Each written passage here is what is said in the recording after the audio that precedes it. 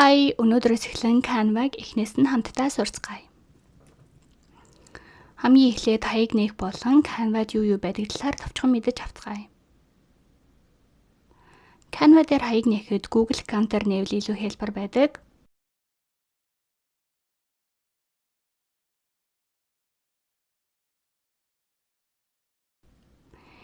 Ингээд маш амархан Canva хаягаа нээлээ. Create хэсэг бол Canva дээр шинэ дизайн эхлүүлэх хамгийн ихний алхам байдаг. Та эндээс Instagram post, story, presentation, poster, видео зэрэг олон төрлийн дизайны хэмжээг сонгон өөрийн хүссэн дизайнаа хийх боломжтой. Project хэсэгт таны өмнө хийсэн бүх дизайнууд хадгалагддаг. Дуусаагүй ажлаа өргөжлүүлэх, бэлэн загвараа засварлах, мөн файлуудаа цэгцтэйгээр удирдах боломжтой хэсэг юм. Templates хэсэг нь мэргэжлийн дизайнеруудын бэлтгэсэн бэлэн загваруудын сан юм.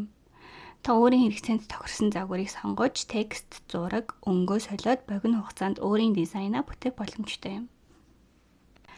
Canva AI нь хиймэл оюун ухааны тусламжтайгаар дизайн хийх үйл явцыг илүү хялбар болгодог хэсэг юм. Текстээс зураг үүсгэх, дизайн санал болгох, бичвэр боловсруулах, зураг засварлах зэрэг олон ажлыг хурдан хийхэд танд туслана. Хэрв та official видео үзхийг хүсвэл Facebook, Instagram, YouTube дээр миний аягийг дагаарай.